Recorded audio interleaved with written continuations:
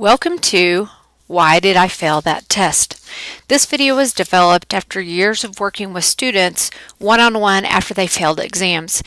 And I noticed a common set of patterns of why people failed exams. And so in my other video about test taking tips, I gave just some of those general tips.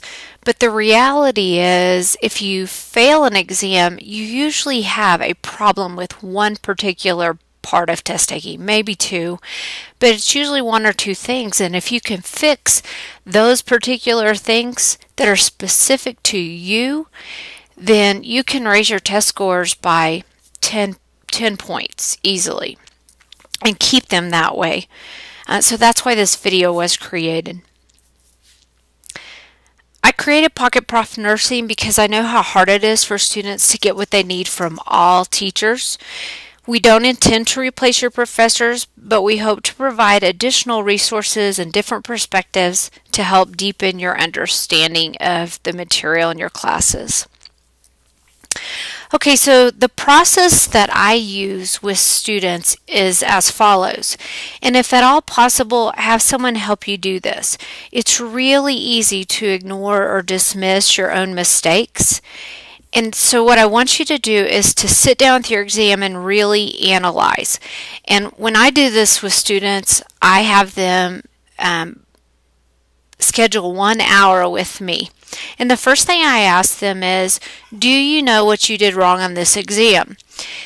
And if they say, yeah, I didn't study, I didn't do well at all, then I expect to see mostly knowledge problems.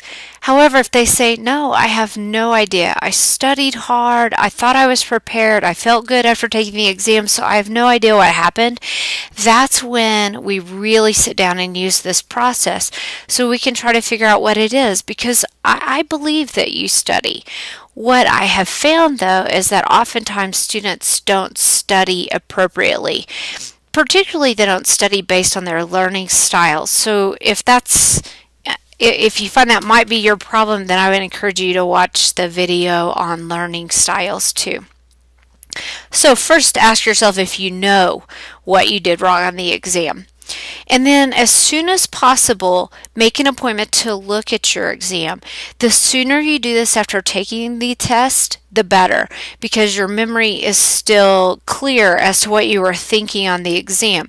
So what you're going to do is you're going to read through every question you missed and try to remember what you were thinking at the time you took the exam.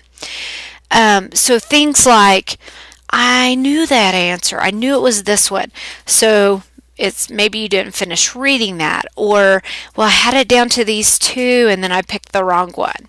Or I was thinking, well, if I did this, or if the patient had this, that's how you need to think. Don't try to think, oh yeah, I know what it is now. Try to think what you were thinking at the time.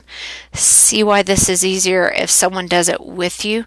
But your instructor may or may not be able to do that, and so try to do this on your own.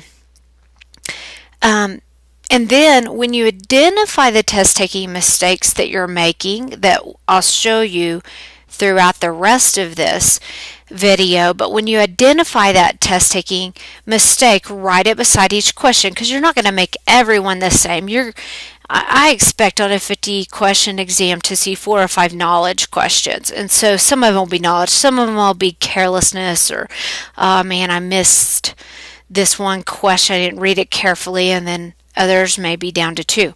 So just write it out to the side. So I always use a different color pen, maybe a green pen or a red pen, and write out to the side the mistake that you make, because what I want you to do when you read through the whole exam and figure out your mistakes, I want you to look at, man, did you change your answer on 6 questions? Because a lot of times you don't realize how often you make the same mistake over and over. So these are a common test-taking mistakes that we see, and so I've just listed them here, but I'm going to cover each one of them in detail.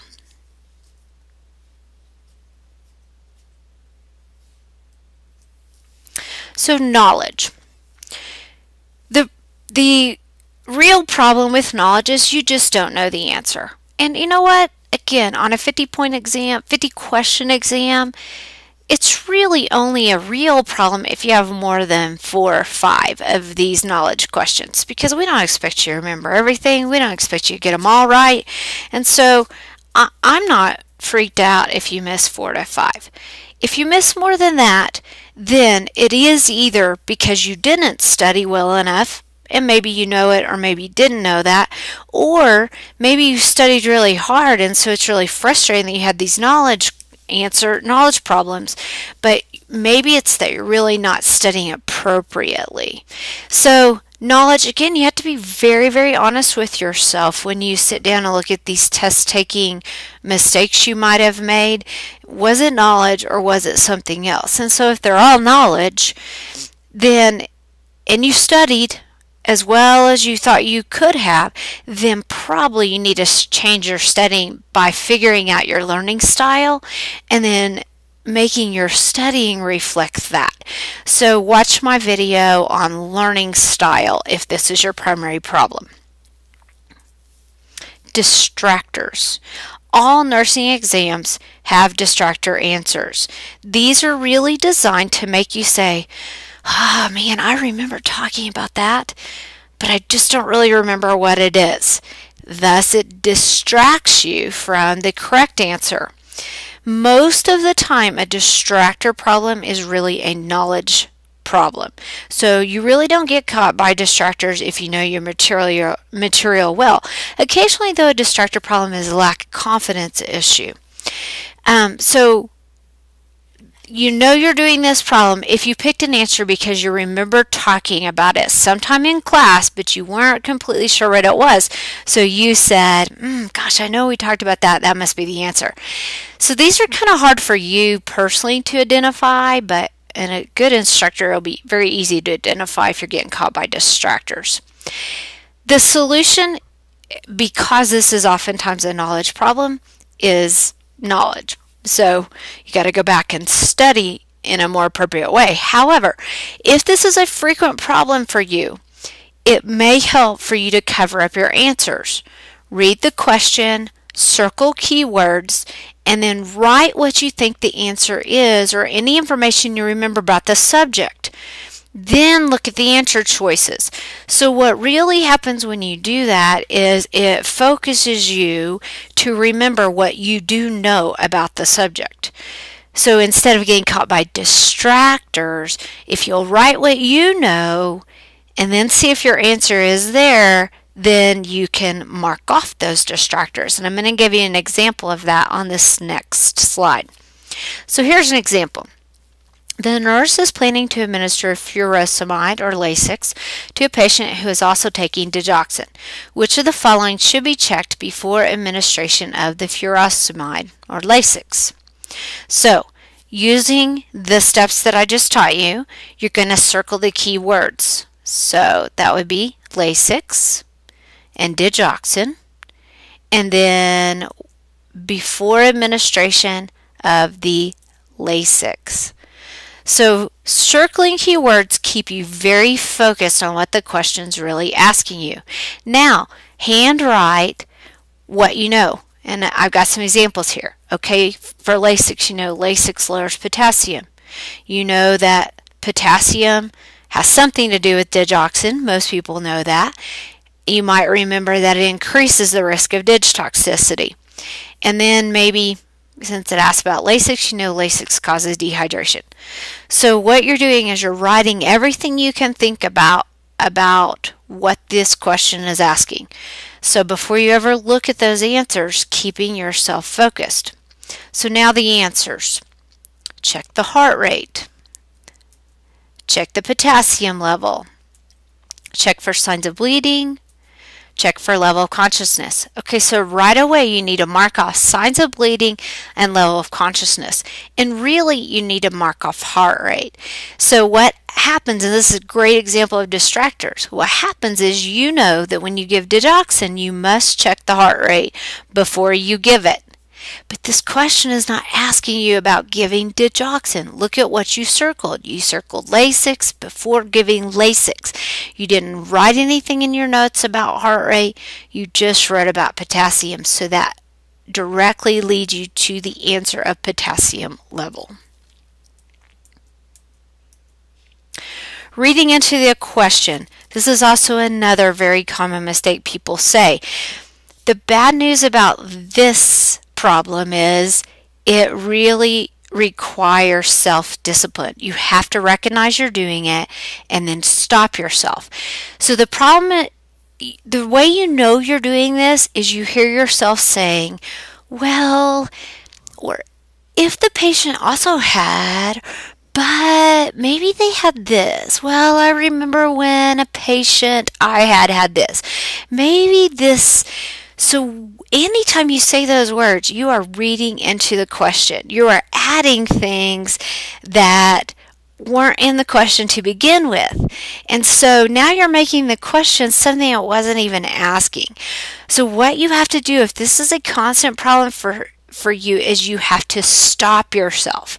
I give students that have this problem a little stop sign, and we put it in front of them during the test. You have to recognize you're doing this and stop yourself. So when you hear in your head yourself saying, well, if, but, maybe those words up there, stop. Go back. Reread that question, circle the keywords like we did in that previous example. Those keywords will keep you focused and will keep you from adding something that wasn't already there in that question. Excuse me. Let me back up here. Down to 2 answers. Again, a very common problem. And you know, we talked about in the test taking tips that for nursing tests, we always have at least 2 answers that are correct, and you got to pick the right one. And lots of students say, I always get it down to 2, but then I never seem to pick the correct one. Stop looking at the question when you do this. What happens is you keep reading it over and over and over, and that doesn't really help you. So stop, circle this question so you know you need to come back to it. Finish the rest of your exam and then come back. Sometimes when you are doing the rest of your exam, you'll see something that'll trigger you and you'll remember this question and you can answer it better when you come back. However, when you come back to it, so you've done the whole entire exam, you've come back, cover up the answers. Read the question, circle those keywords, write what you think about the answer, just like we did on the distractors, and anything you remember about this subject. The difference here is now you're going to look at your answer choices. You may only choose an answer you have written. You may not consider any other options. That's the problem. When you look at those options, you start going, oh, maybe it's this, and I hadn't thought about that. That must be it.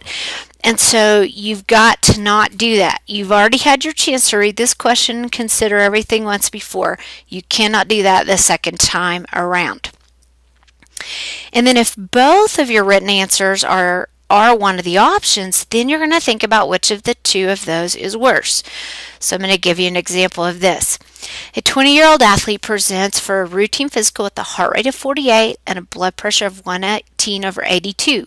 What should you do? Now we're going to circle the key answers, and the truth is all we're doing here is making you think about the answer before you ever see any choices. That way you aren't distracted and choosing something that's there just because it's there. You're going to think about, what do I really know? So, 20-year-old athlete, anytime it says an age, the age should be significant. Heart rate of 48, blood pressure of 118/82. And I would even draw a little line, like the heart rate is low, the blood pressure is normal. Write that out beside it, again, keeping you focused. Now, what are you going to do? So now you need to sit and write what you know. So you know that an athlete with a low heart rate is expected. Not at all uncommon to have a low heart rate. And then you look at the blood pressure, that blood pressure is normal. So probably you need to do nothing at all. You don't need to give them any drugs. Now, you might remember that bradycardia, one of the things we worry about is there any history of dizziness or fainting? If you remember that, then you're going to write that down. So, Not uncommon for athletes to have a low heart rate, blood pressure is good, do nothing, any history of fainting. You think of anything else, you write it down. Now here's our options. Nothing. This is an expected finding. Ask about any history of chest pain. You don't have that written down, so you cannot choose it.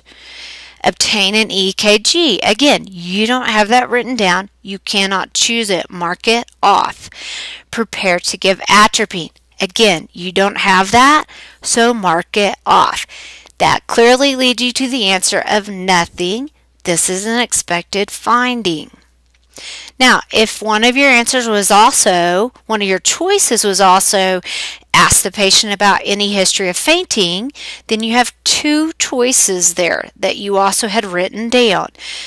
But think about that. Do nothing or obtain more assessment data? That makes sense. Now, history of chest pain, that really is a distractor. Chest pain doesn't really matter with bradycardia. It's that fainting and dizziness that we worry about. So that is not a choice, not an answer that you would choose. I'm giving you another example here. Your patient's had a stroke and has difficulty swallowing. Which of the following nursing diagnoses is a priority? So again, you're going to circle your keywords. Stroke, difficulty swallowing, and then nursing diagnoses. Why that's important is because especially on NCLEX, sometimes they'll ask you questions like, what do you expect the medical intervention to be? So noting that it's a nursing diagnosis is really important, because if it was medical, this would be a totally different answer. All right, we're writing our what we know again. So with stroke, difficulty swallowing, we definitely have to think about aspiration as a possibility. Weakness would be a possibility for stroke, physical mobility, eating problems, speech problems. See, I didn't put anything about true nursing diagnoses. I just wrote, what did I think about with a patient with a stroke and difficulty swallowing?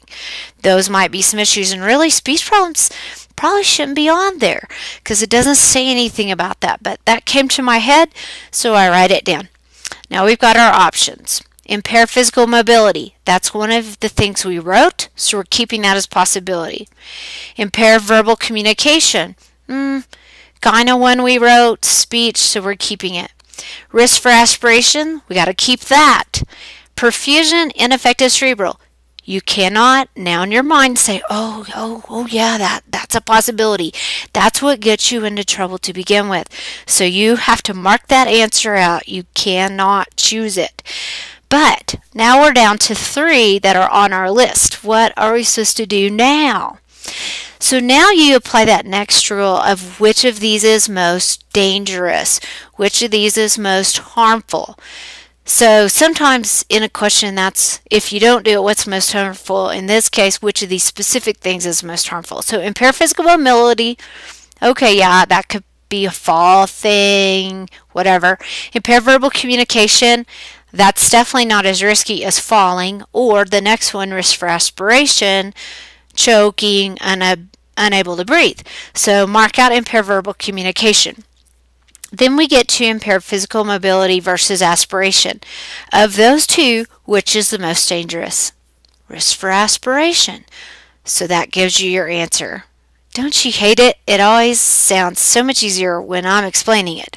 When you try to do it yourself, it's harder. But it just takes practice. You have to learn to do it this way. All right, changing your answers. Most of the students that do this regularly know they have this problem. They almost always will say, yeah, I always change answers. Well, that means you also have chosen not to fix it. And what I think is the real problem is you really don't realize how big this problem is until you see how many questions you missed because of this. That's why I want you to write out those, what the test taking problem is beside the questions so you can count them up. And if you have 3, 4 changing your answers, that is in a 50-point exam, that's 8% on your grade. That's almost the difference between a letter grade because of changing your answers. So I really want you to count that up and see how often you do that.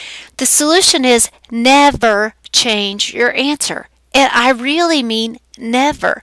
Statistically, it works so rarely that we would tell you to never ever do that. Truly, I know this sounds silly, but if this is a continual problem for you, don't bring an eraser to your exam. I'm really not kidding. That's what I do to students that have this problem over and over. If you really aren't sure of the answer, just skip the question. Finish the exam, come back to it, and then put your final answer. Same thing as we talked about last time. You may find something in there that triggers you as you finish the exam, and when you get back to this one, you remember what the answer is.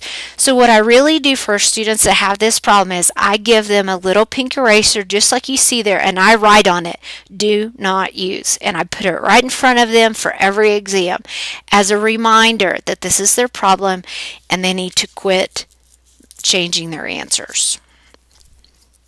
Overanalyzing. The truth is you can talk yourself into anything, especially on a nursing test, because you have more than one correct answer. And it really is easy for us to talk ourselves into something. So if it's a constant problem for you, use that solution we talked about of down to 2 answers. Same thing, cover the answers, circle keywords, write what you know. Another thing you might try to do is to try talking yourself out of an answer. It's harder to talk yourself out of it than into it, so it's easier to eliminate answers that way. But man, don't ever try to do this till you've practiced this technique. Don't just try to do it on your next exam. Practice it on practice questions that are on your computer or the back of your book, and practice that technique, since it's kind of opposite of what most people do.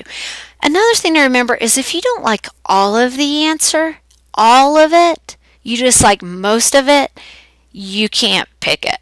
That answer is wrong if you don't like all of it. And that's a pretty common mistake people make.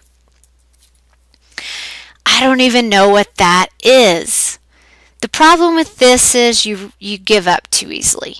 You choose an answer because you don't, or you choose an answer because you don't know what it is. You figure, oh, that must be the answer. Now, that doesn't even make logical sense to me, but I have students do it frequently, and I'll say, why did you pick that? Because you didn't know what that drug was? And they say, yeah, I didn't know what it was, so I figured it must be something I should have known. So I'll tell you a couple things. Make an educated guess, not just a guess. So if the question says, what do you do after a percutaneous coronary intervention? A lot of students say, I had no idea what PCI was, so I just guessed. But I would tell you, you do know it. Even though you think you don't know it, you just give up too easily. So look at these words, percutaneous. What does that make you think of? Skin, under the skin. Coronary, heart. Intervention, you do something. So this is something you do to the heart under the skin. Once you know that, then you can look at those interventions and see if one of them fits a little better, instead of just, shaking your finger and say, ABC, I'll just pick B. And honestly, if you really know nothing about the subject at all, then look at each answer. And so maybe you know something about the answers. So for example, it says put the head of the bed up. Well, you know that when you put the head of the bed up, that helps people breathe easier. So if that relates, then maybe you can keep that answer. If it doesn't relate, then you can eliminate that. So think about what the answer is really meaning, and maybe you can eliminate some that way. Don't just make a guess. I know this answer's right, but I wonder about this other answer. What happens when you do that is that typically leads to you overanalyzing. But most of the time this is really due to lack of confidence. And I really put this in here because I had one student that I counseled about exams a couple of times. And her biggest problem was she just didn't trust herself. And since she knew she would say, I know this answer's right, but then I chose the other one. Again, this doesn't make logical sense. If you know an answer is correct, why would you pick something else that you're not sure of? So listen to yourself. If you know it's correct, don't consider something else. You've got to learn to go with your gut if this is your problem and to trust yourself. Not reading carefully. This is a very, very common mistake, and it happens for a lot of reasons. But the way to stop it is to slow down. And I have no problem with students that take tests quickly. I read fast. I took tests quickly. But if you're missing a lot of questions because of making dumb mistakes, you didn't read carefully, you missed keywords, then you must force yourself to slow down. Whether that is to circle or underline keywords in every single question, whether that's to read through the test a second time, whether it's to start at the back and move forwards, it doesn't matter to me how you do it, but you have to slow yourself down if you do this frequently. Another very common area where you don't read carefully is on questions that ask for most effective or least effective, or they say needs additional teaching or training, or what shows you had effective teaching and training. Please take the time to circle that phrase and then write the word negative or positive or true or false out beside the phrase. Even sometimes they're underlined already, and even if they're underlined, if you don't take the time to write true or false, negative or positive beside it, you still are prone to forget what it was asking for. Because if it's asking for a negative statement, a false statement, as soon as you see something true, you forget they were asking for something false and you pick it. And then when I'm evaluating a test with you, you say, oh, I didn't notice that was a false statement. I took the one that was the true thing. So, you just hate to make these mistakes because you knew the answer. You just got to move in too fast. So the secret is slow yourself down. Anxiety. I talk about this on the test taking tips video. So this is really just a quick review. But one thing I would tell you is if you take the time to make sure you're not making any of the previously mentioned test taking problems, then your anxiety may be resolved. Because if you're making a common mistake and you can change that, you don't have to be anxious about your exams anymore. The other thing that will really help you is to be sure you're prepared. We're much more anxious when we know we haven't studied enough and we know we didn't know the material very well or whatever. That is going to increase your anxiety. So I'll just quickly run through, but I go over this in a little more detail on test taking tips. Wear earplugs if you're easily distracted. Ask to sit at the front of the room or over to one side if you're easily distracted by people getting up and moving around. If you get freaked out because you worry about time, start at the back of your test and work back towards the front. Or start in your favorite subject area and work from there. It just kind of tricks your mind if you're really worried. Some people think a test gets harder as you go on, so starting at the back sometimes helps you get rid of that fear. If you have a documented learning disability like distraction, ADHD, or true test anxiety that's documented with a doctor, let the school know. Sometimes you can get extra time, you can be allowed to take your test in a different location, whatever, but nobody can give you that extra stuff if you don't let us know you have that problem. And too many times, students wait until they failed 3 or 4 exams or even failed the course before they say, oh, well, I have ADHD and I think that's the problem. Well, we can't fix it if we didn't know that at the beginning. And then if your doctor has told you you should take medicine for anxiety, maybe only before a test, please try it. Because so many times students will say, gosh, I don't want to be on any medicine. But nursing school is really stressful for a lot of people. And it's just a period of time. Try it. It may actually make you feel a whole lot better and relieve some of that fear when you come to take a test. A few cautions. Any of these tips, so let's say you figure out that you're always getting caught by distractors. Practice the tip for distractors on NCLEX style practice questions before actually implementing them on an exam. You don't want to go into an exam and try to practice covering your answers and taking the test that way without having practiced that before, that can just really increase your anxiety. So practice it on those. Now, those NCLEX practice exams certainly may not be as hard, but still practice that technique and see if it works. I've even had students come in and I let them practice doing that on a previous exam. Kind of try to take the exam in my presence on a previous exam with these tips and see if it makes them feel better. Also, please don't try to apply all of these tips. Don't say, oh gosh, these are all great ideas, so I'm just going to do all of them.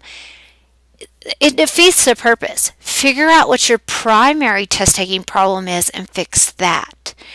And then if you develop another test taking problem, you can fix that, but just focus your efforts on fixing the one that's your problem. And then you may find you don't fail any more exams after that, and you're good. As always, we welcome your feedback, and we really ask for your feedback so we can make improvements.